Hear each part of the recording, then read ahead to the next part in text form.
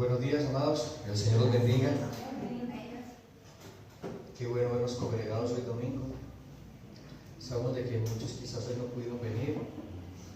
Nuestro hermano Andrés está bastante indispuesto. Tiene una gripa de esas de amor soñado.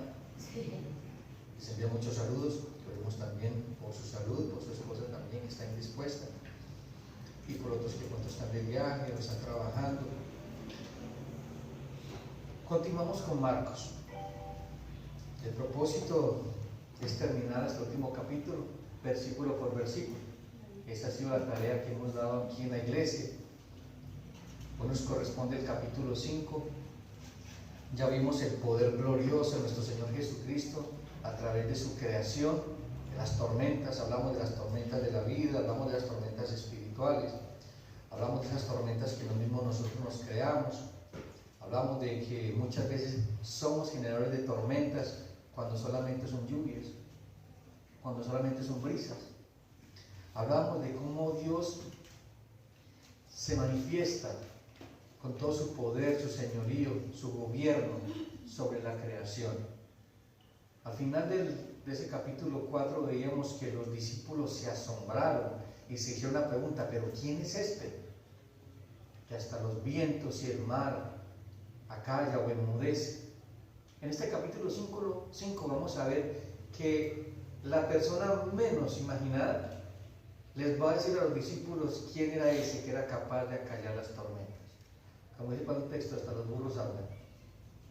Muchas veces nos pasa en nuestra vida que desconocemos realmente quién es Jesucristo, y personas no creyentes Dios las usa para mostrar quién es Jesucristo. A pesar de que ellos no le conocen, en algún momento de nuestra vida conocen más de Jesús que nosotros, que conocemos su palabra, que nos congregamos, que decimos al pueblo de Dios.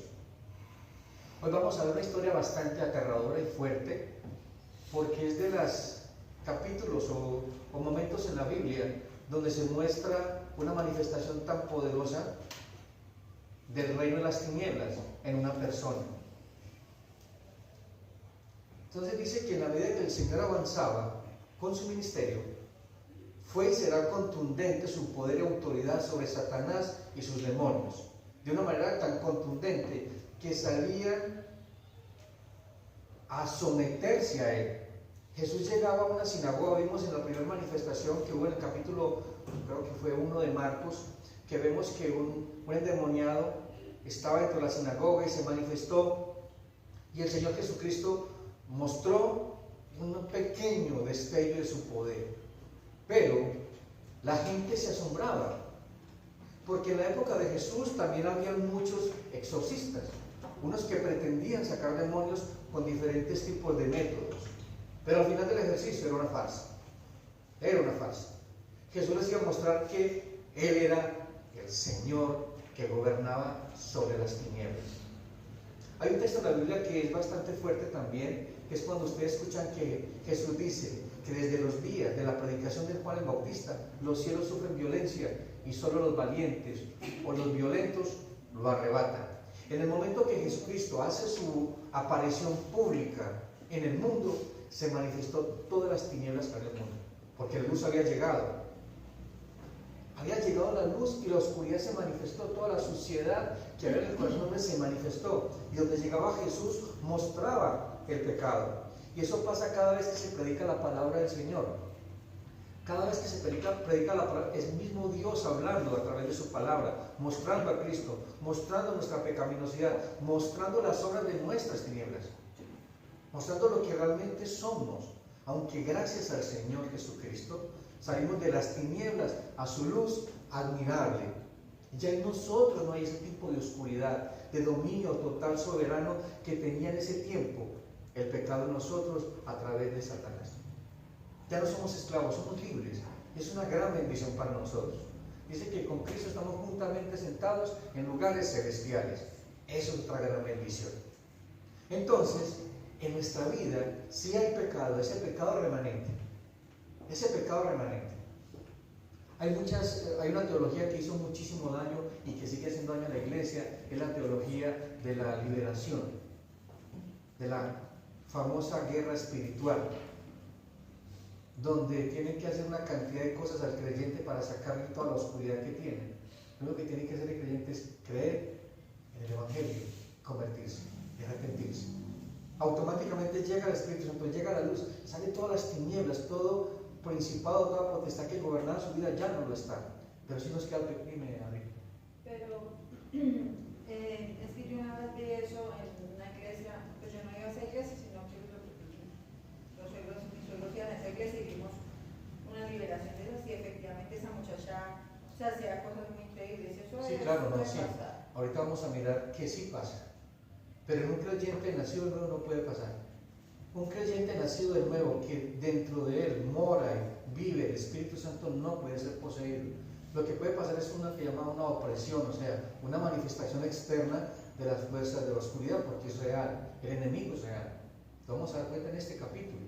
Pero un creyente nacido de nuevo no puede. Es muy probable que en algún momento de la vida pueda pasar en esta congregación, que llegue alguien a congregarse, o alguien que diga ser cristiano pero que nunca lo ha sido, que solamente ha sido de palabras, pero realmente no ha habido una conversión genuina, obviamente que puede manifestarse de una manera de esa particularidad. ¿Sí? Entonces, y puede que haya alguien dentro de la iglesia que esté poseído, pero que decir que no. Sí, ahorita que vamos a mirar el texto para que vamos viendo que vamos a aclarar todo eso, preguntas que pueden haber allí. Entonces el Señor dominaba de una manera tan sorprendente que hasta los mismos judíos decían ese poder. En Marcos 1.27, no lo busquen que ya lo estudiamos, en Marcos 1.27, que fue la primera manifestación que hubo, dice, y todos se asombraban de tal manera que discutían entre sí diciendo, ¿qué es esto? ¿Qué nueva doctrina es esta? Que con autoridad manda a unos espíritus inmundos y le obedecen. O sea, aún no sabían quién era él. Los mismos discípulos tampoco sabían quién era en medio de la tormenta. Ahora, esos mismos demonios van a decir quién era el que los estaba mandando a salir. En este texto vamos a encontrar unas verdades maravillosas que van a aplicar a nuestra vida y van a aclarar muchas cosas frente a ese mundo espiritual. En la clase anterior mostró su poder y dominio sobre la creación hasta el punto de que sus discípulos tuvieron gran temor. ¿Se acuerdan que estamos que tuvieron más miedo cuando cayó la tormenta que cuando estaba la tormenta? Porque vieron la gloria y poder y magnificencia del Señor Jesucristo. O sea, era Dios mismo que estaba en la barca. Sintieron gran temor, pero ese temor reverente, ese temor de adoración. Tuvieron gran temor ante la persona de Jesús, pero se hicieron una pregunta. Leo de nuevo, no busquen, ya lo leímos en el capítulo pasado. Entonces, Marcos 4:41. Entonces temieron con gran temor y se decían uno al otro, ¿quién es este que aún el viento y el mar le obedecen? Aún no sabían quién era él. A pesar de que lo habían escuchado predicando el Evangelio, hablando de las cuatro corazones, de la semilla, del sembrador, que eso es lo que vimos en varios capítulos anteriores. En este relato que estudiaremos se dará respuesta a esa pregunta. Ahora, uno de los factores primordiales en probar sin duda alguna que Cristo es de hecho el Mesías y mostrar que Él tiene poder sobre las fuerzas invisibles del mundo, las huestes demoníacas. Dice que el príncipe de este mundo es Satanás y que gobierna la mente de los incrédulos. Eso es claro. La gente está bajo su dominio, tanto de una manera de esa magnitud como en el endemoniado gadareno puede estar pasando y pasa, como muchos que están siendo oprimidos por la mentira, por el error, por doctrinas de demonios. Mucha gente que está en las iglesias congregándose, creyéndose que está en una iglesia verdadera, pero no es así. Es la manera más grande que Satanás usa para oprimir a la gente, a través de la mentira, a través del error, pero también se manifiesta de una manera muy particular. Edward, buenos días. Buenos días. Bienvenido. Buenos días. Vamos al Evangelio de Marcos capítulo 5.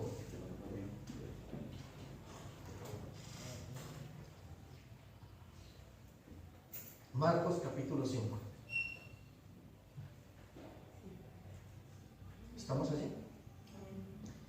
Vinieron al otro lado del mar, a la región de los Gadarenos, y cuando salió él de la barca, enseguida vino a su encuentro de los sepulcros un hombre con un espíritu inmundo, que tenía su morada en los sepulcros, y nadie podía atarlo, ni aun con cadenas, porque muchas veces Había sido atado con grillos y cadenas, mas las cadenas habían sido hechas pedazos por él, y desmenuzándolos los grillos, y nadie le podía dominar. Y siempre, de día y de noche, andaba dando voces en los montes y en los sepulcros, e hiriéndose con piedras. Cuando vio pues a Jesús de lejos, corrió y se arrodilló ante él, y clamando a gran voz dijo: ¿Qué tienes conmigo, Jesús, Hijo del Dios Altísimo? Te conjuro por Dios que no me atormentes. Porque le decía: sal de este hombre, espíritu inmundo. Y le preguntó: ¿cómo te llamas? Y respondió diciendo: Legión me llamo, porque somos muchos. Y le rogaba mucho de que no los enviase fuera de aquella región. Estaba allí, cerca del monte, un gran hato de cerdos paciendo. Y le rogaban todos los demonios, diciendo: envíanos a los cerdos para que entremos en ellos. Y luego Jesús les dio permiso, y saliendo aquellos espíritus inmundos entraron en los cerdos, los cuales eran como 2000. Y el hato se precipitó en el mar por un despeñadero, y en el mar se ahogaron. Y los que apacentaban los cerdos huyeron, y dieron aviso a la ciudad y en los campos, y salieron a ver qué era aquello que había sucedido. Vienen a Jesús, y ven al que había sido atormentado del demonio, y que había tenido la legión, sentado, vestido y en su juicio cabal. Y tuvieron miedo, y les contaron lo que habían visto, cómo le había acontecido al que había tenido el demonio, y lo de los cerdos. Y comenzaron a rogarle que se fuera de sus contornos. Al entrar en la barca, el que había estado endemoniado le rogaba que le dejase estar con él. Mas Jesús no se lo permitió, sino que le dijo: vete a tu casa, a los tuyos, y cuéntales cuán grandes cosas el Señor ha hecho contigo, y cómo ha tenido misericordia de ti. Y se fue y comenzó a publicar en Decápolis cuán grandes cosas había hecho Jesús en él, y todos se maravillaban. Padre, en el nombre de Jesús quiero darte gracias por tu bendita palabra. Hoy aquí nos disponemos, Señor, a escuchar tu verdad, a ser confrontados, a que sea tu Espíritu Santo mostrándonos la verdad, Señor, esa verdad que nos hace libres. Que sea tu nombre exaltado y glorificado en medio de tu congregación, en medio de tu pueblo. Oro por todos aquellos que han venido hoy cansados y trabajados. Que esta palabra sea consuelo para ellos y sea consuelo para mí, de ver cómo tú tienes gobierno, soberanía y control sobre todo y en todos. Y orar en nombre de Jesús. Amén y amén. Hemos visto que es una historia que parece película. Es una película de esas de terror que ven en Netflix. Es impresionante porque ¿sabe a qué horas llegaron en la barca? No llegaron de día. Entonces mira la conmoción. Acaban de salir una tormenta tremenda que pensaron que se morían. Estaban espantados de ver el poder y autoridad del señorío de Cristo. Y resulta y pasa, acontece que cuando pasan al otro lado, llegaron de noche y se bajan de la barca y llega un endemoniado y se tira. ¿Cómo sería el impacto de esos discípulos también? O sea, eso era, pues que el Evangelio de Marcos es fuerte, porque es emoción tras emoción, emoción tras emoción. Es inmediatamente, automáticamente, todo va así, como una película rápida. Y aquí nos encontramos con una situación bastante fuerte. Una situación bastante fuerte, en la cual los discípulos iban a ser confrontados, no era con un solo demonio.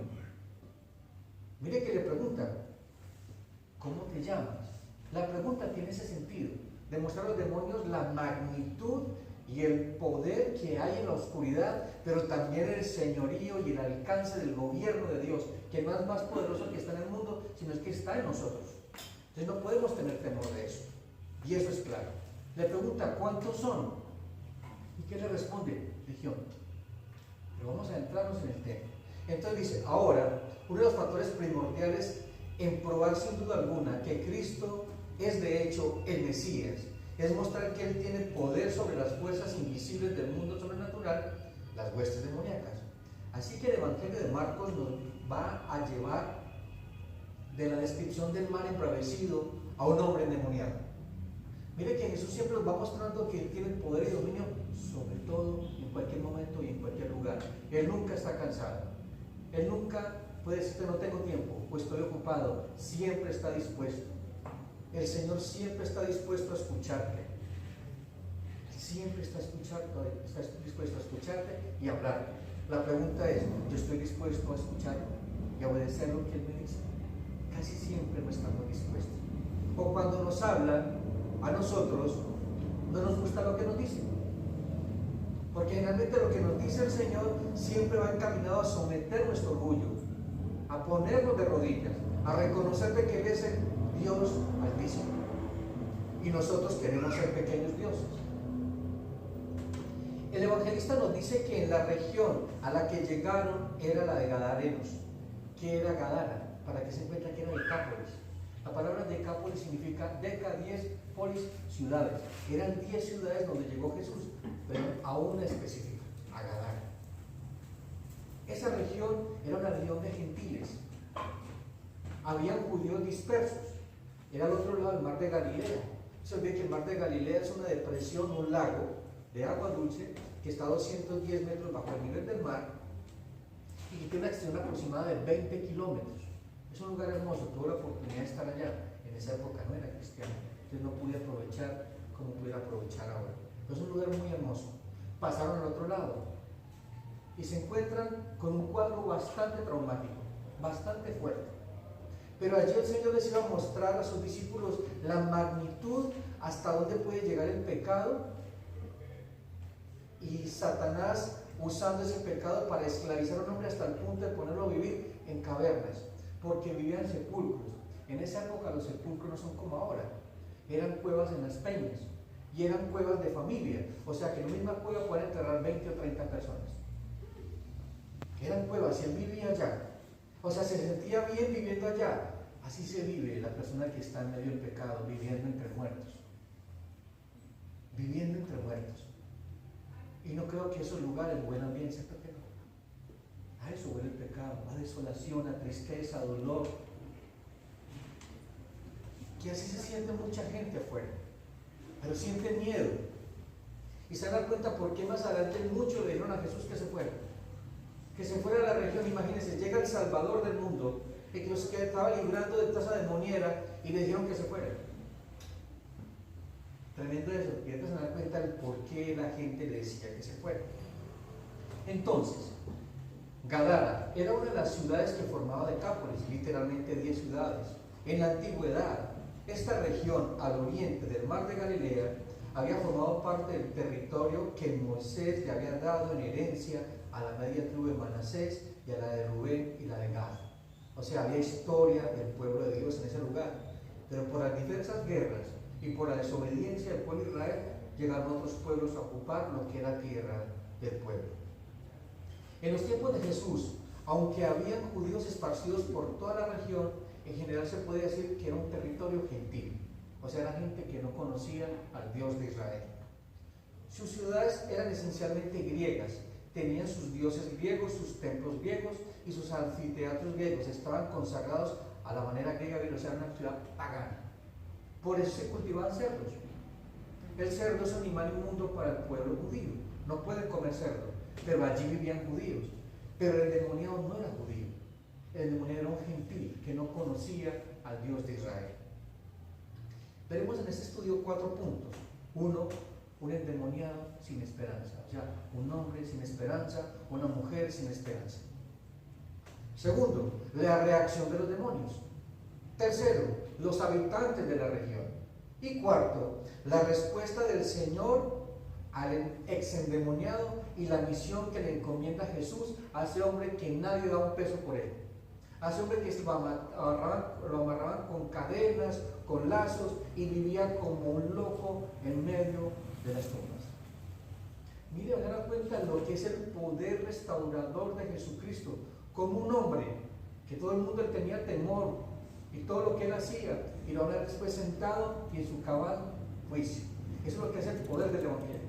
Eso no lo puede hacer ningún hombre, porque muchos hombres trataron de amarrarlo, de contenerlo, pero no podían. Muchos quisieron ayudarlo a su manera, pero nunca pudieron. Eso que nos muestra que generalmente nosotros tratamos de ayudar o cambiar a las personas y nunca lo podremos lograr. ¿Por qué? Porque el problema es más delicado, el problema es más fuerte. Puede ser un problema tanto de opresión demoníaca, como también puede ser y siempre será el poder del pecado en ese ser humano, en esa persona que está muerta en delitos y pecados y nunca podrá salir de allí a no ser que llegue Jesucristo. ¿Y cómo llega Jesucristo? A través de la predicación del Evangelio. ¿Y quiénes predican el Evangelio? Nosotros. Por eso se dan cuenta a través de la historia, al final, que este hombre se compromete tanto con la predicación del Evangelio que se va a predicar a las 10 ciudades. Conmocionado con lo que Jesús hizo, cuando vio su poder, él salió a contar lo que Dios había hecho con él. Se convirtió en un mensajero de Jesús en Decápolis. La noche en el mar había estado cargada de fuertes emociones. Recordamos el temor de los discípulos ante la tempestad y luego ante el Señor cuando calmó el viento y el mar. Pero las emociones no habían terminado allí. Cuando llegaron a la orilla, seguramente ya fue muy entrada la noche. Vino corriendo hacia ellos desde las tumbas un hombre endemoniado, desnudo, herido y gritando. ¿Será que no le da alegría ver una cosa de él? Llegan llegan del temor de una tormenta y se meten en ese golpe. Se encuentran con un hombre que tenía muchos demonios. La bondad de Jesús contrasta sorprendentemente con la insensibilidad y crueldad de los demonios y también muestra la insensibilidad de los hombres. Esto me tuvo que haber tenido familia, esto me tuvo que haber tenido hijos, tuvo que haber tenido una esposa y vivía metido en una cueva. ¿Qué pensarían sus hijitos? ¿Qué pensaría su esposa al ver a su esposo hiriéndose desnudo, gritando como un loco en medio de las tumbas? En el Evangelio de Lucas, que es paralelo, habla de que ese hombre hacía que nadie pasara por ahí, del miedo que había, que generaba ese hombre en ese lugar. O sea que era un hombre que no tenía esperanza, era un endemoniado sin esperanza. Así está el mundo, sin esperanza. Por eso Cristo viene a dar esperanza.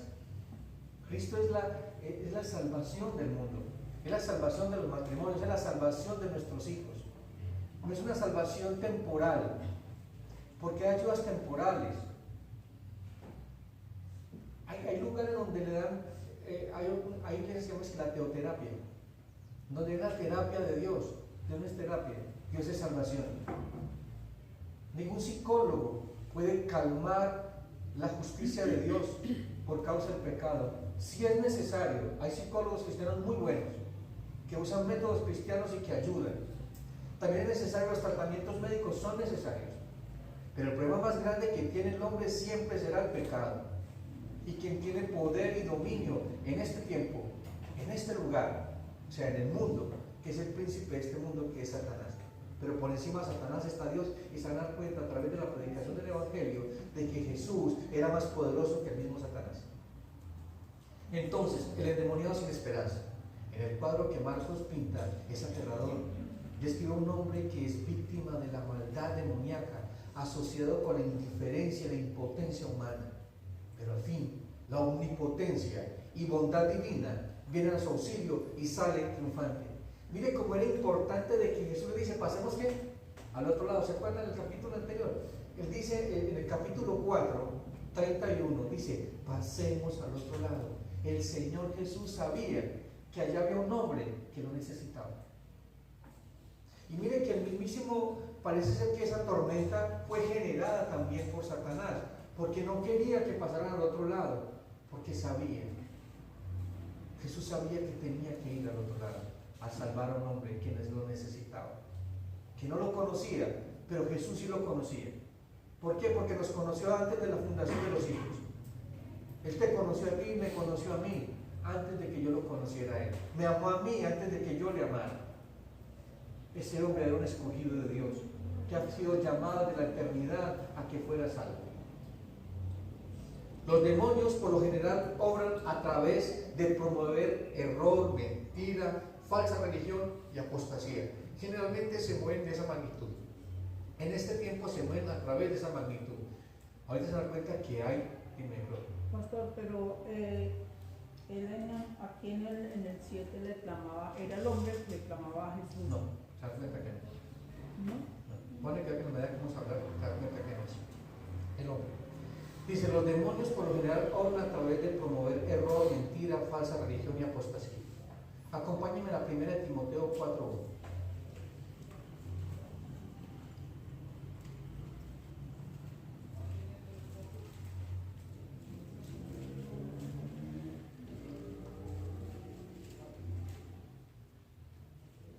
¿Estamos allí? Déjame yo con ese texto, por favor. 1 Timoteo 4:1. Pero el Espíritu dice claramente que en los posteros tiempos algunos apostatarán de la fe, escuchando a espíritus engañadores y a doctrinas de demonios. Amén. Generalmente eso es lo que pasa. El príncipe de este mundo está engañando al mundo de esa magnitud, porque yo no creo, escucha lo que le voy a decir. Normalmente hay iglesias donde hablamos de la teología de la liberación o guerra espiritual, donde se vuelve una manifestación, se vuelve un espectáculo las iglesias que muestra más el poder de Satanás que el poder de Dios. Y la gente siente temor. Pregunto, ¿será que Dios quiere que tenga miedo a los demonios o que le tenga temor a él? Temor a él. Entonces ese tipo de congregaciones es un temor, más miedo a Satanás que más temor a Dios. ¿Sí me van a entender? Esas doctrinas de demonios lo que hacen es engañar a la gente. Pero el poder de Dios es total y soberano.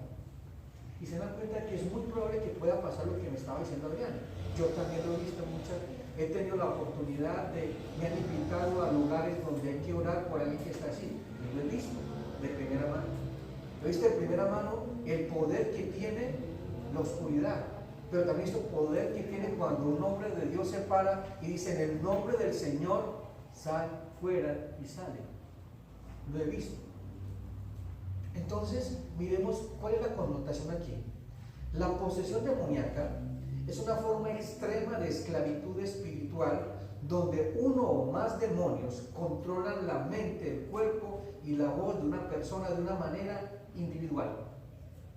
Es muy probable que pueda pasar eso. Y pasa, de que una persona pueda ver uno o más demonios. En este hombre había muchos. ¿Se puede que les pregunta? Legión, para que sepan, en la época de los romanos, una legión la componían 6.000 soldados. Obviamente que no sé que tenían 6.000, pero dice que eran muchos, o sea, eran demasiados. Pero era la magnitud de lo que es el mundo espiritual. Entonces, el problema es serio, es delicado. Entonces, el único que puede ayudar a un hombre en cualquier condición es solo y solamente a través del poder del Evangelio, que manifiesta a Cristo, su poder, su dominio. ¿Qué hizo Jesús? Solamente dijo: sal fuera. Eso fue lo que le dijo: sal fuera. No hubo más cosas, no hubo más espectáculos. Sal fuera. Y él clamaba y decía: no, o sea, no lo hagas, no me atormentes. ¿Por qué le decía todo eso? Ahorita se dan cuenta cuando hablemos acerca de la respuesta a los demonios. Estamos viendo en el demoniado, o sea, el hombre está en una situación bastante difícil, dura, bastante deprimente. Dice entonces: la mente y el cuerpo de una persona de una manera individual, y los demonios los hacen para hacer querer. Escuchen esto: los demonios, ¿por qué lo hacen? Esa manifestación tan traumática de sus tinieblas, lo hacen para demostrar de una manera visible que dicen tener más poder que Dios. Eso atemoriza mucho. ¿Por qué? Porque la gente somos muy dados a lo místico, a lo sobrenatural, a las cosas visibles. Entonces ellos muchas veces pueden hacer eso, mostrarse de esa manera, para ridiculizar el poder de Dios, pero nunca lo podrán hacer, porque si hay un lugar donde haya un hombre de Dios, créanme que van a salir corriendo como le pasaron a estos hombres, a estos endemoniados. Efesios capítulo 2, 2, 2. Efesios capítulo 2, 2, 2. Esteban, por favor. Efesios 2, 2. En los cuales anduviste en otro tiempo, siguiendo la corriente de este mundo, conforme al príncipe de la potestad del aire, el espíritu que ahora opera en los hijos de desobediencia. Esto es lo que opera en los hijos de desobediencia, en aquellos que no han reconocido a Cristo como Señor y Salvador. Es por eso que ustedes van a ver que muchos jóvenes se han metido en la droga, en el alcohol, en toda la porquería que pueden haber, y el drogadicto sabe que lo que está pasando es malo y que está destruyendo su vida, pero ¿qué sigue? Lo sigue haciendo porque él no puede. Los llevan a centros de rehabilitación, los desintoxican, les dan comidita, y a los 3 meses vuelven y salen lo mismo, porque el problema de ese hombre es el pecado. El problema de la prostituta es el pecado, el problema del alcohólico es el pecado, el problema de todo aquel que vive en medio de tumbas como estas, porque literalmente hay gente que vive como en tumbas. Su casa es una tumba, es un cementerio, su familia son muertos, su hogar está muerto, su relación con el prójimo está muerta. tiene una relación perfecta, ni con Dios, ni con él mismo, ni mucho menos con los demás. Hay gente que está en esa condición, que se nos está mostrando de una manera tan aterradora como es endemoniado, pero si tú ves la vida de esa familia, parece que viene al mismo infierno, todos peleamos unos con los otros, no hay armonía, no hay paz, no hay regocijo. Eso es lo que están viviendo el mundo que está en tinieblas. El hombre aquí se describe que había vivido en la ciudad, pero poseído por demonios, ahora vivía en los sepulcros. Este término se refiere probablemente a una cámara mortuoria, abandonadas, excavadas en los costados de los acantilados. Habitualmente, de cuando en cuando, durante la noche y el día, los gritos estridentes resonaban pavorosamente en las cavernas, cerca de los rocosos litorales, llenando de terror el corazón de cualquier viajero que se aventurase a acercarse. Yo creo que este hombre gritaba de dolor, ¿cierto? En sus momentos de lucidez, él gritaba de dolor, incluso veía que se cortaba con las piedras. Él trataba de mitigar su dolor, tratándose de quitar la vida. Pero no podía. Pero sí llegó aquel que lo podía libertar. Sí llegó aquel que le podía dar esperanza. Llega aquel que podía mostrarle que él era más grande que cualquier oscuridad. Porque dice que las tinieblas no prevalecieron cuando llegó la luz. Cuando llega la luz no puede prevalecer las tinieblas. Por eso les repito que ningún cristiano nacido de nuevo puede ser poseído por un demonio. Puede ser oprimido, mas no poseído. Satanás, en su propósito supremo, ¿cuál es el propósito de Satanás? Es dañar la imagen de Dios en los seres humanos. Es llegar a esos hombres verlos tirados en las calles, vueltos pedazos. ¿Los han visto en las drogas? ¿Los han visto las prostitutas cómo terminan? Eso es lo que quiere Satanás, dañar la imagen de Dios en el hombre, porque fuimos creados como a su imagen y semejanza. Él quiere dañar la imagen de Dios en nosotros. ¿Han visto? Muchos de los que estamos aquí, que empezamos en el cristianismo, ¿cómo llegamos? Vueltos pedazos, ¿cierto? Quizás estamos como el endemoniado gadareno viviendo en tumbas. Nuestra vida era una sepultura. Y cuando llegó Cristo, ¿qué empezó a pasar en nuestra vida? Todos somos ex. Los que estamos aquí somos ex borrachos, ex ladrones, ex adúlteros, ex fornicarios, puros ex endemoniados como estaba este hombre. Ese es el poder restaurador y esperanza que tenemos nosotros en Cristo. Dice entonces que Satanás, su propósito supremo es dañar la imagen de Dios en el hombre, llevarlos hasta el punto de verlos completamente destruidos, sin ninguna esperanza y oportunidad de vivir. Eso es lo que él hace. Incluso le ofrece cosas para que mitigue el dolor del pecado con más pecado. ¿Qué es eso? Hay dolor en la casa, hay problemas familiares, padre, hijos, esposos, que generalmente pasan. Y entonces el niño sale a la calle y ¿qué es lo que le ofrece? Tranquilícese, ¿consumiendo qué? Drogas, consumiendo alcohol, viendo pornografía, metiéndose en pandillas. Empieza a pasar una cantidad de cosas y el mismo Satanás le ofrece cosas que van a mitigar, pero y acontece que lo van a destruir. Los van a llevar a esa una tormenta más aterradora. En Juan 10:10 del leo, dice que el ladrón no viene sino para hurtar, matar y destruir. A eso vino, pero Jesucristo viene a qué? A deshacer las obras del diablo. A eso vino Cristo, a deshacer las obras del diablo. Hago una pregunta a los que están aquí congregados. ¿Ustedes creen que el Señor Jesucristo tiene poder sobre todo y en todos? Es que eso nos fortalezca la fe. Los que están viviendo en su casa, en su hogar, con su familia no creyente, crean que si confían en Él, el Señor hará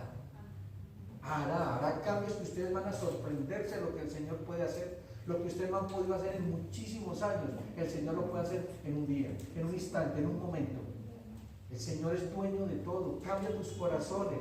Él puede quitar ese velo de oscuridad que hay a través del Espíritu Santo, convenciéndonos de justicia, de juicio y de pecado. Lo hace Dios. No importa en qué cueva se encuentre, no importa en qué tumba se encuentre, no importa, que el Señor va a buscarte, porque Él vino a buscar lo que se había perdido. Eso hizo mostrar Jesús. Él vino del otro lado del mar de Galilea a buscar al endemoniado de la reina. Créame que eso no fue por sorpresa. El Señor es omnisciente, Él sabía lo que tenía que hacer. Desde que salió ministerialmente, Jesús sabía la agenda que tenía que cumplir, por eso oraba. Él preguntaba a Dios y Dios le decía, tienes que hacer esto, lo otro. Él tenía el plan ya establecido, su agenda. Jesucristo no improvisa. Nada toma por sorpresa a Dios. Dios es soberano, omnisciente, omnipotente y todo está en sus manos. El endemoniado era un esclavo, desgraciado, odiado y abandonado.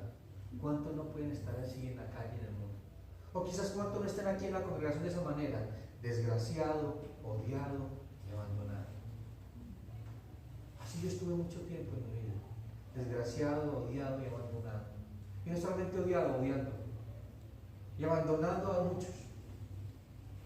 Pero el Señor tuvo misericordia de mí, como hizo con todos ustedes aquí sentados. Los versículos 3 y 4 revelan gráficamente la impotencia de todo esfuerzo humano para cambiar a este hombre que no podía. Pero llega la predicación del Evangelio y sí lo pudo cambiar, sí pudo mostrar su poder. La desnudez del hombre no solo indicaba la perversión sexual y la vergüenza, sino también ilustraba el tormento físico que padecía a manos de los demonios que lo poseían. Ustedes imagínense ese cuadro. Yo quiero que ustedes cierren los ojos y miren ese cuadro de un hombre que llegue, ustedes puedan ver eso. Tiene que ser mucha tristeza, ¿cierto? De ver un hombre así. Si lo ven en la calle, cuando esas personas llenas de heridas, esos drogadictos llenos de heridas, sin ropa, comiendo basura, tirados, uno siente tristeza. Yo siento tristeza de ver un cuadro de eso, porque uno no sabe qué hay detrás de esa historia. Es un ser humano, es una persona, pero para muchos no es un ser humano, para muchos es un desechable. Los tratamos de esa manera, desechables. Son habitantes de calle que necesitan conocer del Evangelio, que necesitan de que alguien vaya con misericordia y le diga, el Señor puede ayudar. ¿Cómo? Predicando el Evangelio, mostrándole la condición en la que Él está y por qué está. Humanamente hablando, parecía no haber ninguna esperanza para este hombre, que además se está autodestruyendo. Gracias a Dios que no había ningún caso demasiado difícil para el Señor. El Señor Jesucristo es el Señor de los casos perdidos. Jesús es el Señor de los casos perdidos, de lo que no puede cambiar, entre comillas, la gente. Cristo lo hace. Pues Él dice que Él vino, dice que lo vil y despreciado del mundo Él escogió para avergonzar a salir a los hombres. Dios puede cambiar, el hombre no puede cambiarse a sí mismo. Eso es lo que llama humanismo, el hombre cambiándose a sí mismo. El moralismo tampoco es cristianismo, es tratar de vivir como una buena persona. Créanme que ninguna buena persona va para el cielo. Solamente aquel que ha creído en Cristo, se ha arrepentido de sus pecados y ha venido a la cruz a recibir la misericordia y justicia de Dios. Primera de Juan 3:8. Primera de Juan 3:8.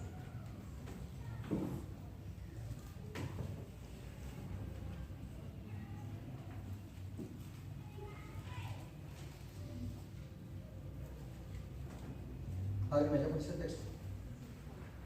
Primera de Juan 3:8. El que practica el pecado es del diablo, porque el diablo peca desde el principio. Para esto apareció el Hijo de Dios, para deshacer las obras del diablo. Para eso vino Cristo. Esas son las misiones que tiene Cristo. Si algún día pregunta, ¿para qué vino Cristo? Para deshacer las obras del diablo. Porque el mundo vive en pecado, y el que practica el pecado está esclavo de Satanás. Ya vimos entonces la condición del endemoniado, estaba mal. Nadie lo podía ayudar. ¿Cuántas veces te has sentido así que nadie te puede ayudar? Muchas veces. Y has tratado tus fuerzas. Y mucha gente quizás ha venido a ayudarte, pero de la manera equivocada. Solamente Cristo puede cambiar tu situación. Segundo punto, el demonio y su petición. Marcos 5, 6, 7. La venida de Jesús trajo gran manifestación demoníaca, lo que les explicaba. Jesús puso en movimiento el cielo, la tierra y el infierno. Cuando aparece Jesús en el escenario público, hay una gran conmoción en el cielo, en la tierra y en el mismísimo infierno. Todo se alborotó, todo está alborotado. Pues un texto que digo en Mateo 11:12 dice que Mateo 11:12, desde los días de Juan el Bautista hasta ahora el reino de los cielos sufre violencia y los violentos lo arrebatan. Por eso es que no crea que va a ser fácil. el camino de los creyentes. Va a haber muchísima oposición, empezando por nosotros mismos, empezando por el mundo y empezando por las huestes de maldad que van a querer que no sigamos el camino. Pero una cosa es clara, si hoy nos apropiamos de este texto, es más el que está en nosotros que el que está en el mundo. Y no puede haber temor, sino confianza. Por eso es que somos más que vencedores. Tengo que tener claro eso, que si yo he confiado en Jesucristo y estoy viviendo de acuerdo a su verdad, el Señor está conmigo. Y si Dios es con nosotros, ¿quién contra nosotros? El demonio reconoció de una forma que va más allá del entendimiento humano.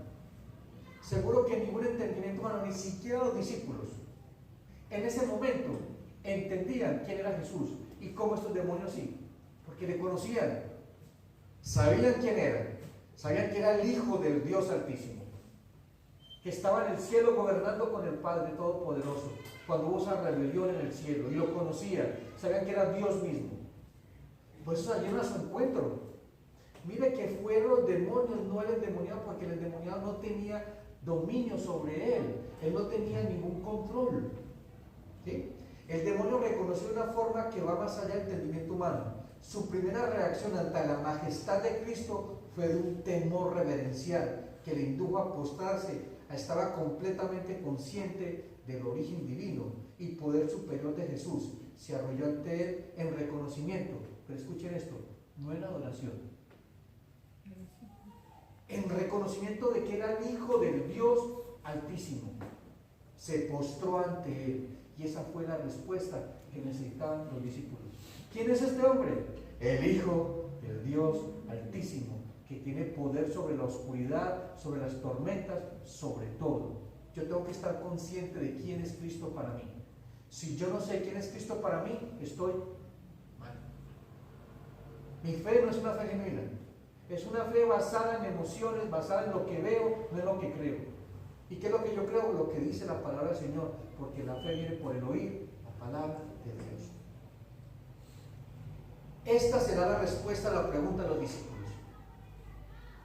En Marcos 5:7 dice, y clamando a gran voz dijo, ¿qué tienes conmigo, Jesús, Hijo del Dios Altísimo? Te conjuro por Dios que no me atormentes. ¿Por qué lo atormentaba? Porque decía, sal de ese cuerpo. Los demonios tienen descanso en un cuerpo, porque ellos perdieron, cuando fueron arrojados del cielo, ellos perdieron la propiedad de tener un cuerpo. Pero estaba presentando al demonio, No al endemoniado, no al hombre. Aquí le está hablando directamente al demonio, no le está hablando al hombre. El demonio lo reconoció. Sí, el hombre no lo reconoció, fue el demonio que dijo, eres Hijo del Dios Altísimo. Por eso le dijo, ¿qué tienes contra mí, Hijo del Dios Altísimo. ¿Qué tienes contra mí? Y él sí tenía algo en contra de ellos. Ellos se aterrorizaron. En el texto paralelo dice, ¿por qué vienes a atormentarnos antes de qué? De tiempo. Llegará un tiempo donde el Señor vendrá y toda su demoniera que hay en la tierra, toda la demonia que hay en la tierra, va a ser arrojada al lago de fuego. Más adelante se van a dar cuenta de lo que les estoy diciendo. En los versículos 7 y 8, en respuesta a las palabras del endemoniado, haciendo referencia a su naturaleza como el Hijo del Dios Altísimo, esto demuestra tanto una esencia de identidad del Padre en expresión del Dios Altísimo. ¿Qué significa eso? De que estos endemoniados dieron una confesión que los creyentes necesitaban saber. Esos hombres necesitaban saber delante de quién estaban. Yo imagino los discípulos al lado de Jesús viéndolo enfrentarse a ese hombre. No a ese hombre, no, a los demonios que estaban en ese hombre. Porque no a nombrar a los demonios que estaban en... Por eso es que dice que nuestra guerra no es contra carne ni contra sangre, sino contra principados y potestades en lugares celestiales. Entonces, si yo sé y estoy consciente de eso, ¿cómo tengo que batallar? Con mis manos, amarrando a mi esposa, amarrando a mi esposo, con cadenas. No. Es una guerra espiritual y se batalla espiritualmente. Por eso en Corintios dice el apóstol Pablo, porque las armas de nuestra milicia no son carnales. ¿Por qué? Porque contra los demonios nada carnal puede cambiar. Antes puede dañar, como pasó con este hombre. Lo amarraban, lo tiraban por ahí a una cueva y era peor para él o para ella. Era espiritualmente que tenían que hacerlo, pero como no sabían ni conocían, entonces lo hacían humanamente y humanamente lo estaban dañando más. A veces humanamente estamos dañando a nuestra familia. Estamos haciendo cosas incorrectas con la pecaminosidad que hay en nosotros. Estamos tratando de cambiar a alguien de nuestras fuerzas y nunca podremos hacerlo. Lo que hacemos es daño. El Señor llegará a libertar a esa persona, a esa esposa, a ese esposo, a esos hijos, pero tiene que empezar por uno. Solo no llegan las cosas, tiene que haber un medio, un canal, y ese somos nosotros. Somos nosotros, los agentes de cambio, los que vamos con ese cambio, con esa predicación del Evangelio. Entonces dice que el título que le da es un título glorioso, usado a lo largo de la Biblia, para identificar la soberanía. ¿Por qué es Dios Altísimo? ¿Por qué ese término, ese título? Dice que es para mostrar la soberanía absoluta de Dios sobre todos los poderes. ¿Escucharon? Soberanía de Dios absoluta sobre todo poder, principado y autoridad. Por encima de Dios no hay nadie. ¿Se acuerda cuando estudiamos en Marcos, cuando Jesucristo fue bautizado? ¿Cuál fue una de las últimas tentaciones que tuvo Jesús? Satanás le dice, si tú te apostras y me adoras, yo te entregaré todos estos reinos. ¿Y qué dijo Jesús? Al Señor tu Dios no tentarás. ¿Y él solo qué? Servirás. Dios tiene dominio y autoridad sobre Satanás y todas las huestes de oscuridad. Nada se sale de las manos de Dios. Por eso es que ese texto cuando dice, Romanos 8:28, y sabemos que Dios dispone todas las cosas para el bien de los que le aman. ¿Y quiénes son los que le aman? Los que han creído en Jesucristo, los que lo han reconocido como Señor y Salvador, los que viven de acuerdo a su verdad, no los que no viven de acuerdo a su verdad. Porque el que dice que ama a Cristo y no guarda sus mandamientos, créame que ese hombre no ha nacido de nuevo. Es un falso creyente, es una falsa creyente. Que obviamente no podemos obedecer a Dios perfectamente porque es imposible, pero sí de perfecto corazón. Si anhelamos obedecerle al Señor, pero a veces no podemos. Y aquí no hay ninguno que pueda obedecer perfectamente toda la palabra del Señor, es imposible. Pero si nuestro corazón llora cuando le fallamos, llora cuando pecamos, llora cuando dañamos a alguien, sentimos tristeza, y es el Espíritu Santo rearguyéndonos a nosotros de justicia, de juicio y de pecado. El título glorioso usado a lo largo de la Biblia para identificar al Hijo del Dios Altísimo, Dios Altísimo, soberanía absoluta de Dios sobre todos los demás poderes. ¿Dónde podemos encontrar? Hay varios versículos, pero les voy a dar uno solo. Isaías 14:14.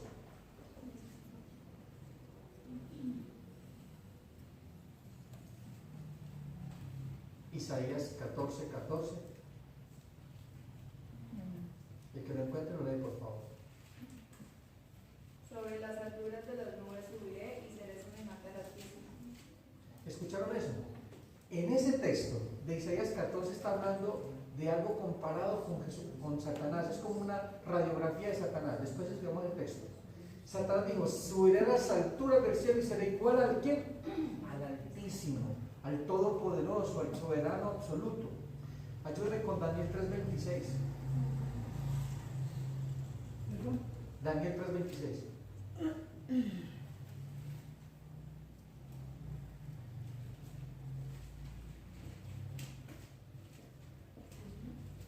Entonces Nabucodonosor se acercó a la puerta del horno de fuego ardiendo y dijo: Sadrach, Mesach y Abednego, siervos del Dios Altísimo, salid y venid. Entonces Sadrach, Mesach y Abednego salieron del medio del fuego. ¿Se acuerdan de esa historia? En esa época Nabucodonosor se hacía pasar como un dios. Él era el dios de todo lo conocido. Hizo una gran estatua para que todo el mundo la adorara. Y que cuando sonara música y fanfarria, toda la gente se arrodillara y postrara y adorara a esa estatua. ¿Qué hicieron los muchachos? Sadrach, Mesach y Abednego. No nos arrodillamos. ¿Cómo vamos a arrodillarse el único Dios verdadero, el Altísimo Jehová? Los vieron, se los llevaron delante de Nabucodonosor. ¿Cuál era la pena? Meterlos al horno de fuego. y calentaron el horno 7 veces más. Y los pusieron de pie. Y le dijeron, Nabucodonosor no les dijo, ¿no se van a arrodillar delante de mí? Y él dijo, no, Señor. Tenemos un Dios altísimo. Y a Él adoraremos. Ya sea que nos salve o no nos salve, pero a Él lo adoraremos. Y los tiran allá. Cuando están metidos en el horno, dice que metieron a 3. Y resulta que Nabucodonosor vio a 4. Pero no metieron a 3 y 4. Y hay uno que parece como el Hijo de Dios. Por eso dice, los llama, dice, hijos del Dios Altísimo, el que es más poderoso que yo, porque él creía que era Dios y era más poderoso que ellos.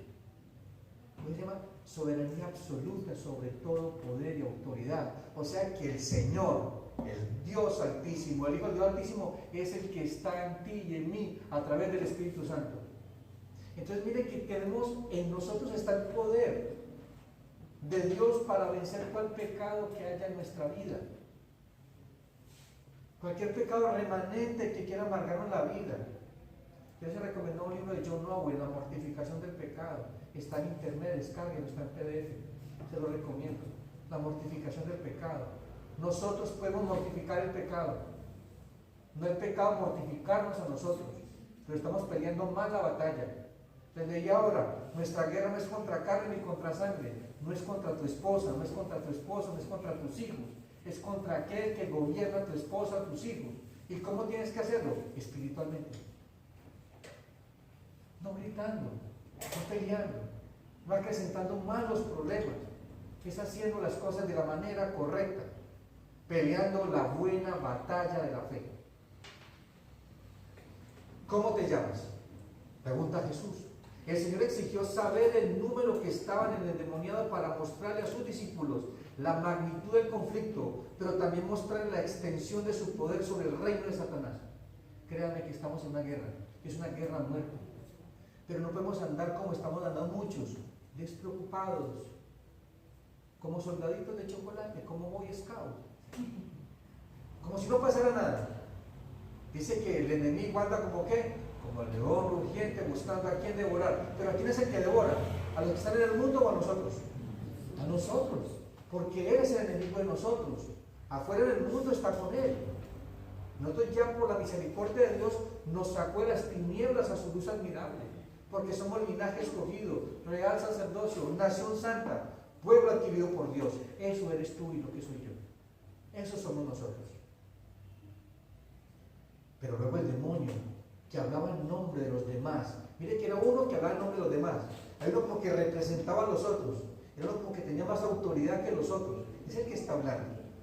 Reflexionó en el hecho de que Jesús era, después de todo, un gran adversario.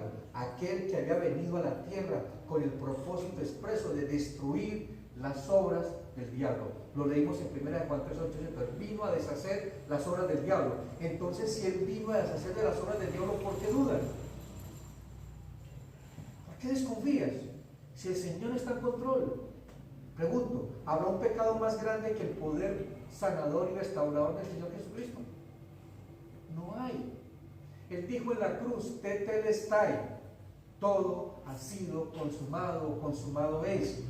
El pecado fue vencido en la cruz, Satanás fue vencido en la cruz, el mundo fue vencido en la cruz. Por eso Jesús dice, no tengan temor, dice, mi paz os dejo, mi paz os doy. La paz que yo les doy no es como la del mundo. Y luego más para 1 Juan dice, ¿quién es el que vence el mundo? Aquel que ha creído que Jesucristo es el Hijo de Dios, el Hijo del Dios Altísimo, el que está por encima de toda autoridad, dominio, potestad. El hombre religioso, el religioso en su teología, hace todo lo que pueda para negar la deidad de la persona de Jesús. La gran mayoría de religiones niegan que Jesucristo es el Hijo de Dios en autoridad, dominio, señorío y poder. Ponen otras cosas por encima de Jesús. Ponen personas del Antiguo o Nuevo Testamento. Ponen medios o actos o situaciones o esquemas más grandes que el poder del Evangelio. Cuando yo pongo algo por encima de Jesucristo, por encima de su palabra, significa que yo estoy reconociendo de que Él es Hijo del Dios Altísimo.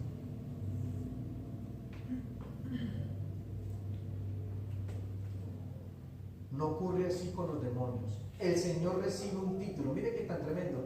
Los demonios pueden decir eso, no reconocerlo. ¿Cierto que sí? Pero lo reconocen. Dice que no ocurre así con los demonios. El Señor recibe un título sublime de parte del portavoz de los espíritus inmundos que moraban en aquel hombre. En Santiago 2.9. ¿Quién me ayuda con Santiago 2.9? Engels, por favor. Santiago 2.19, perdón. Santiago 2.19.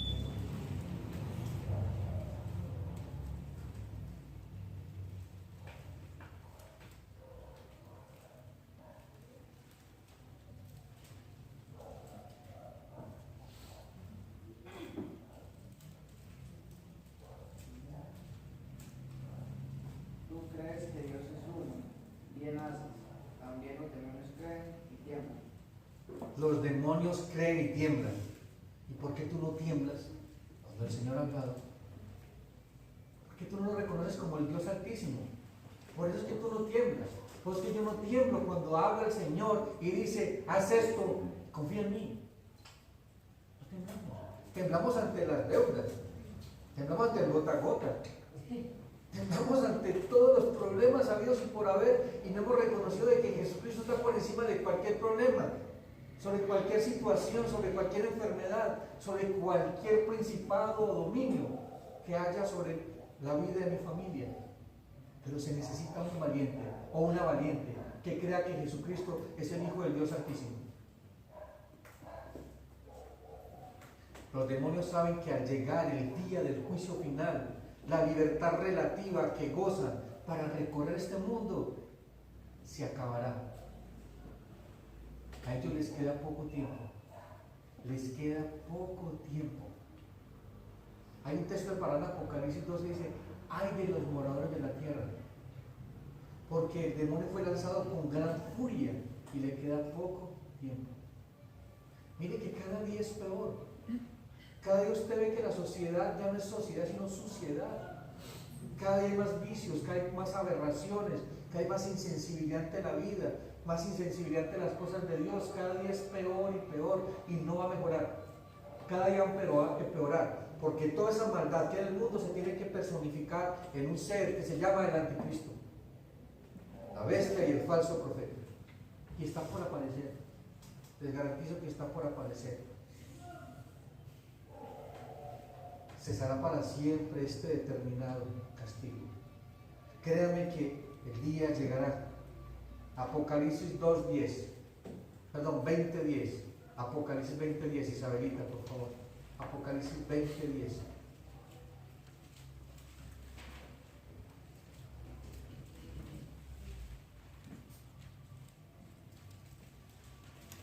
El diablo que los había engañado fue lanzado al lago de fuego y azufre, donde estaban la bestia y el falso profeta, y allí serán atormentados día y noche por los siglos de los siglos. ¿Sí ve que llegará ese día? Llegará ese día. Pero lo más triste es que cuando llegue ese día, muchos que fueron engañados por él también terminarán allá. Y no son poquitos, muchos, porque son muchos los llamados, pocos los escogidos. ¿Qué estamos haciendo nosotros para que esos muchos sean menos? Para que esos muchos sean menos. El representante de Dios que estaba hablando era Jesús. Era el Señor Jesús. Le estaba diciendo, sal de allí. Le daba la orden, sal de allí. ¿Qué dicen ellos? Por favor, mande. Mira lo que digo, mande. Así que dicen, mande, que vayamos y nos metamos en esos cerdos. ¿Por qué se identificar con los cerdos? Porque el cerdo es un animal inmundo para los judíos. Entonces, inmundo con inmundos, ¿cierto que sí? Inmundos con inmundos. Y le pidieron permiso, no le pidieron permiso. ¿Cierto que sí le pidieron permiso a Jesús? Manda que por favor nos pagamos. ¿Y qué está demostrando Jesús allí? Que tenía poder y control sobre ellos. Ningún demonio ni Satanás tiene más poder que Dios. Dios siempre está en control. ¿Se acuerdan de la historia de Job? Cuando Satanás, que estaba rodeando y andando por la tierra, y se presenta delante de los hijos de Dios y le dice, Dios le dice, ¿no has visto Job? Hombre justo, piadoso, temeroso y apartado del mal. ¿Y qué le dice Satanás? Él te teme, porque tú lo has cercado y has protegido. Él bendice el fruto de tus manos. ¿Y qué le dijo Dios? Bueno, vaya y le permito que haga hasta cierto punto. Mire que Dios siempre estaba en control. Dios está en control de todo, hasta los mismos demonios. Hasta los demonios le piden permiso y nosotros queremos hacer lo que nos da la gana. Nos da la gana. Qué triste es eso. Qué buen aporte de David. Qué bueno. Así somos nosotros.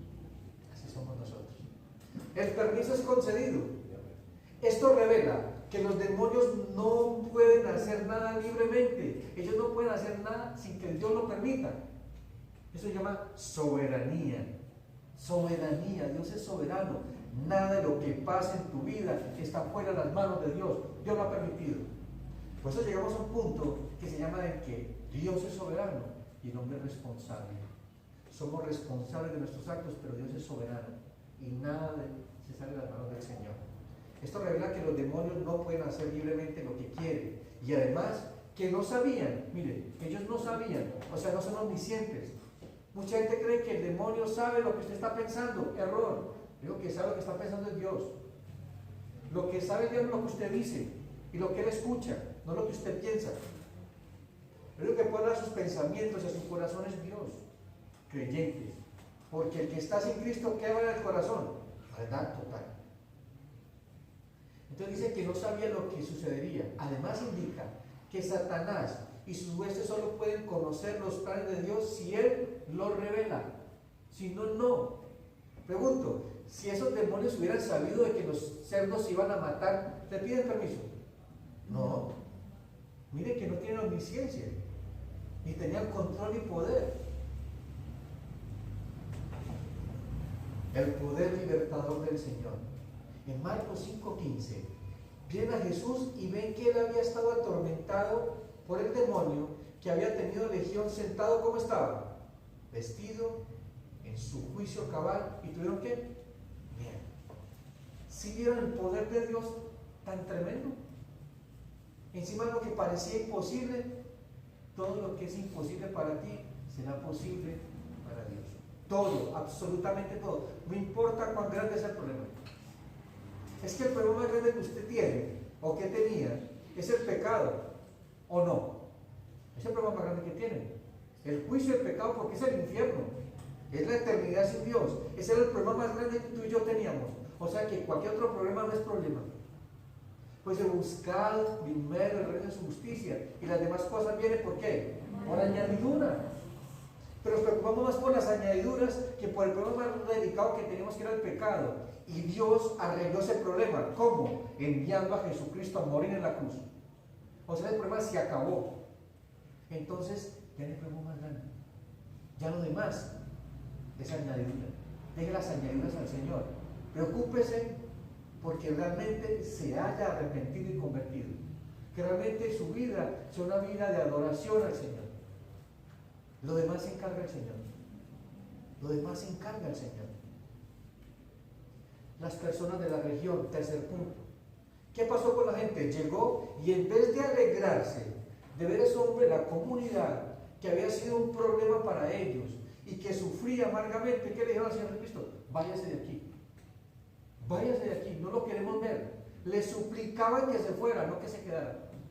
Tenían miedo porque perdían plata. Es que se perdieron 2.000 cerdos. Perdían plata. Perdían plata.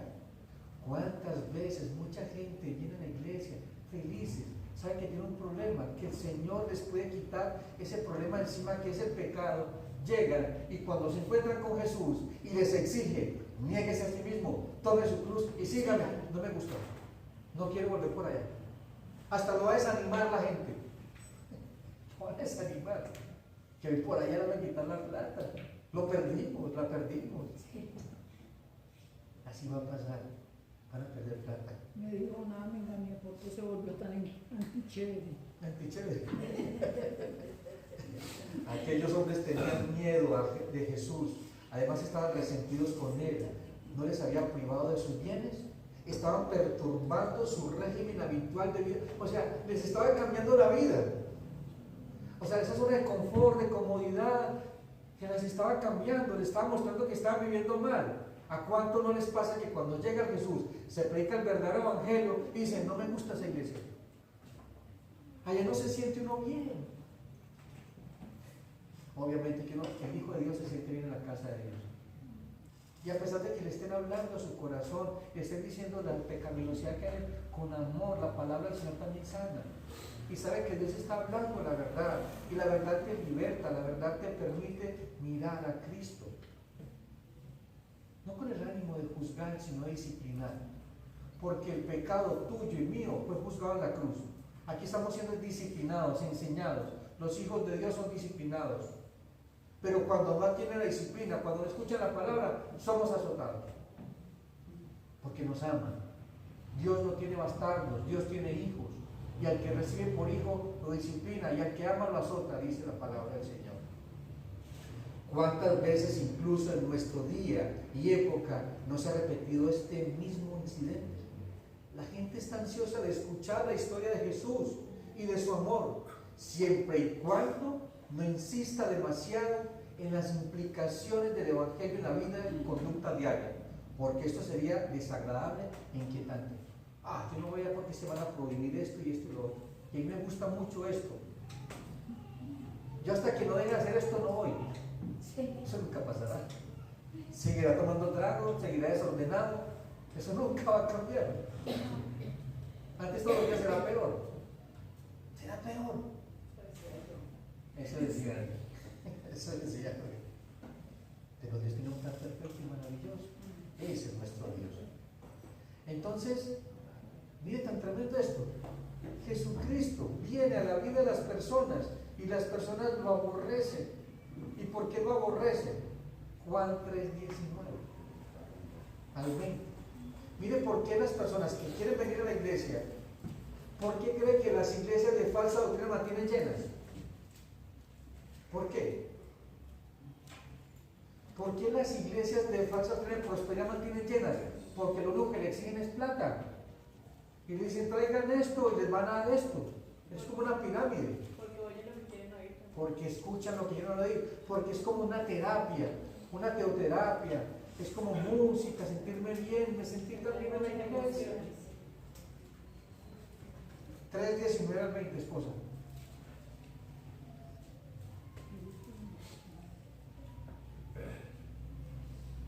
Juan 3:19 al 20. Y esta es la condenación, que la luz vino al mundo y los hombres amaron más las tinieblas que la luz, porque sus obras eran malas. Porque todo aquel que hace lo malo aborrece la luz y no viene a la luz para que sus obras no sean reprendidas. Mira tan tremendo esto.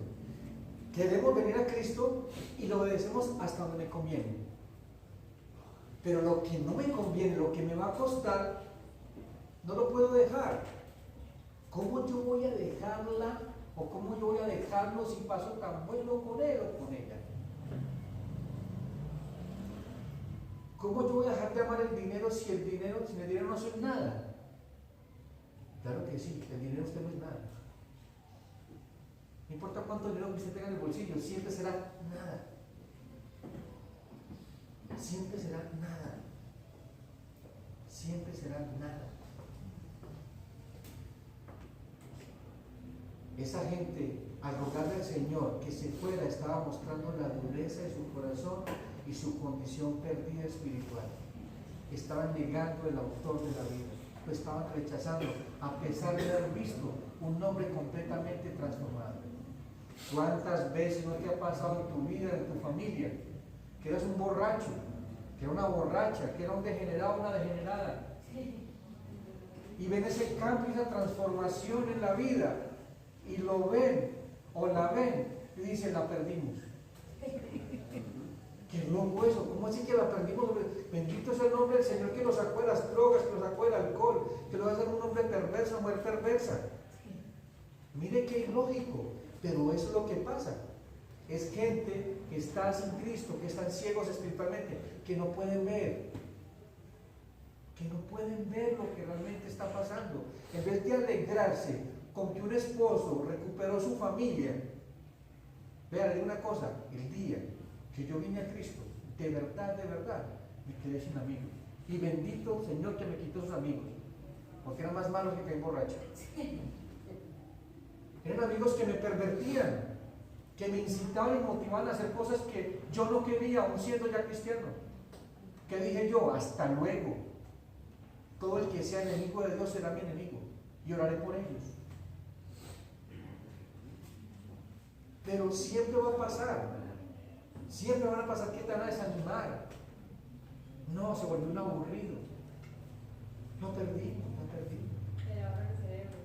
Me lavan el cerebro. Entonces, 2 Corintios 4:4, no lo busquen, les leo. En los cuales el Dios de este siglo cegó el entendimiento de los incrédulos para que no resplandezca la luz del Evangelio, que es la gloria en el cual es la imagen de Dios. El príncipe de este mundo cegó el entendimiento de esos hombres y de todo aquel que está sin Cristo. Entonces no esperes que el día que te volviste cristiano o seas cristiana de verdad te feliciten. Hasta en tu misma casa te van a querer crucificar. Pero una cosa te puedo decir, confía, que el Señor va a cambiar tu familia. El Señor lo va a hacer, pero resplandece con la luz de Cristo. Resplandece con la luz de Cristo. Yo hablaba con la clase de hombres el martes y decía que somos hijos de Dios. Dios quiere hombres de Dios, hombres que luchen de verdad por su familia, hombres que luchen de verdad por sus esposas, hombres que doblen rodilla por sus hijos y por sus hijas, que sean hombres ejemplares en casa. Pero nos cuesta, porque no queremos. Literalmente el hombre de Dios no quiere ser hombre de Dios. Y si no es hombre de Dios, entonces ¿qué hombre es? El diablo. Vamos a comportar como mismos demonios en la casa.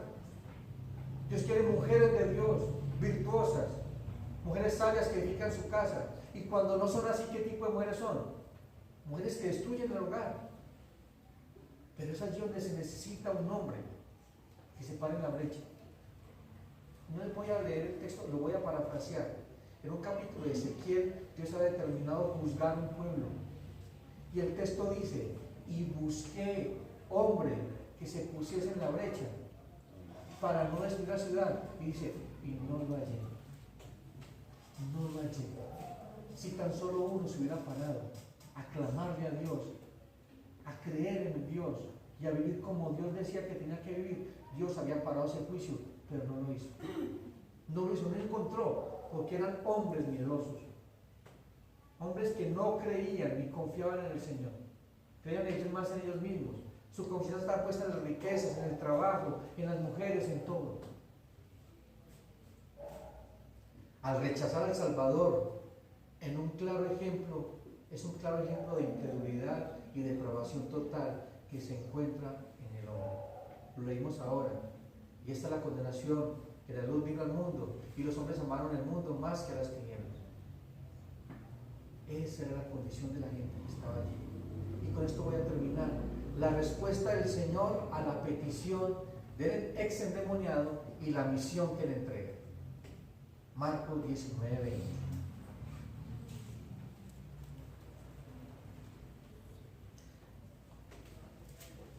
Mas Jesús no se lo permitió.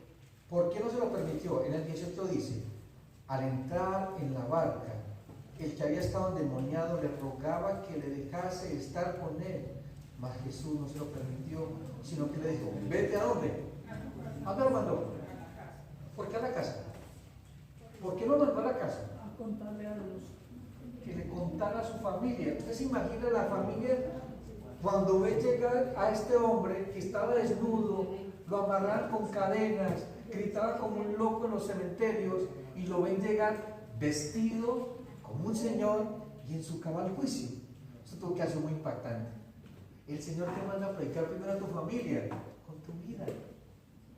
Lo mandó primero. Mire, Jesús le dijo, ¿por qué Jesús no se lo llevó? Porque era más importante la familia de él que se arrepintiera y se convirtiera, que irse a ayudar en el ministerio de otros. A veces nos preocupamos más por el plato ajeno. Nos preocupamos más por la gente que está en la calle como en la misma casa. Primero es tu casa. Yo imagino los hijos de este hombre al ver una transformación tan grande. Esto que hace muy impactante, ¿cierto? el Señor le dice, mira lo que dice, de nuevo leamos, dice, ve a tu casa, ¿a quién? A los tuyos, y cuéntales cuán grandes cosas el Señor ha hecho contigo y cómo ha tenido misericordia de ti. Cuéntele, testifique las buenas noticias. Había sido esclavo del pecado y los demonios, y no de uno, sino de muchos. Entonces, si lo pudo haber hecho conmigo, también lo puede hacer con sus hijos, con su esposa, con su familia, con la unidad fundamental de la sociedad. El primer ministerio de un hombre siempre será su familia, no la familia de otros, ni la mujer de otros. Pero es verdad, amados. Eso es lo que estaba pasando. Vete a tu casa, a los tuyos. Quien ha sido salvado por el Señor desea estar con Él, ¿cierto que sí? Quien ha sido salvado por Cristo desea estar con Cristo. Pero para estar con Cristo no solamente tengo que ser un misionero en el exterior o irme a predicar en otras partes. Predíquese a sí mismo y predíquele a su familia. Eso es lo que tengo que hacer primariamente. Mi familia, mi casa, contarles las verdades, la misericordia del Señor. Cuando comenzamos esta historia, nos encontramos al endemoniado viviendo ¿dónde? En sepulcros. Así que esta orden de Cristo deseaba era restaurar a este hombre socialmente y frente a su familia. Yo me imagino a la gente hablando de ese hombre que era espectacular lo que hacía allá, era más espectacular verlo caminando por la calle como un hombre de Dios. En eso sí tiene que haber orgullo. En eso sí tenemos que gloriarnos en ver que la obra de Dios está siendo latente en mi vida y en tu vida. Eso es mejor, ese es el poder del Evangelio. Eso es más sorprendente que cualquier demonio. Ahí se mira el poder restaurador y soberano de Dios sobre las tinieblas, que es el nombre del sermón. Pero allí tenemos que llegar a ese punto, amados y amadas. Tenemos que llegar a ese punto a entender eso. Y voy a terminar con algo. Además, el Señor le dio una misión. Cuéntales cuán grandes cosas el Señor ha hecho contigo, cómo ha tenido de ti misericordia. Su misión consistía en testificar de las grandes cosas que Jesús había hecho con él, precisamente en la región donde no había querido ser admitido. Mire la misericordia de Dios. No me quisieron tener aquí, pero les dejo una joyita a la corona. Miren tan lindo que es el Señor. No me quieren recibir a mí, pero van a recibir mi poder a través de este hombre que he transformado. La palabra de Dios nunca regresará vacía. Nunca regresará vacía. Hará conforme lo que ha establecido. Lo hará. A pesar del rechazo de los gadarenos, el Señor en su misericordia les dejó el testimonio del hombre sanado. Nadie necesitaba más el Señor que ellos. Nadie. Pero el Señor tuvo misericordia a pesar de que lo rechazaron. Porque ese es el amor de Cristo. Ese es el amor de Cristo. Así que, amados hermanos, voy a terminar con un versículo que es tremendo versículo. Conclusión. Una de las preguntas que se puede hacer el hombre de hoy: ¿por qué vino Jesús al mundo? Porque Él vino a vencer las obras del diablo. Jesús vino a vencer a Satanás con el fin de rescatar de la esclavitud espiritual del hombre y llevarnos al reino de Dios. Sacarnos de las tinieblas a su luz admirable. Porque el Hijo del Hombre vino a buscar y a salvar lo que se había perdido. A eso vino Cristo. La primera vez que vino Jesús fue para redimir al hombre. El Señor Jesús no murió como una víctima. Jesús no murió como una víctima indefensa, sino como un vencedor héroe. Él murió como un héroe y vino a salvar y a salvar. Así que si aquí en la congregación, si aquí hay algún invitado o invitada, alguien que de pronto no ha conocido a Cristo, hoy le invito a que venga en arrepentimiento y fe y reconocer que Cristo es el Señor y Salvador. Vamos a orar. Padre, quiero darte gracias en el nombre de Jesús por tu bendita palabra, Señor. Te ha sido predicada tu palabra, Señor. Yo te pido, Señor, que tu palabra de frutos al 100 por uno, que tú nos guíes, que tú nos guardes, que tú nos enseñes. Yo te pido que tengas misericordia de nuestras familias que no son conversas, Te pido, Señor, que nos ayudes, que nos guíes, Señor, que podamos testificar como lo hizo este hombre en toda Decápolis, porque no solamente predicó en su casa, sino en 10 ciudades. Se fue a predicar de ciudad en ciudad de las misericordias con que Dios le había mostrado su perfecto amor. Que así sea con nuestras vidas, Señor. Ayúdanos, guíanos, guárdanos y protégenos. Entonces, Señor, te lo pido y te doy gracias en nombre de Jesús. Amén y amén. Dios los bendiga, amados hermanos.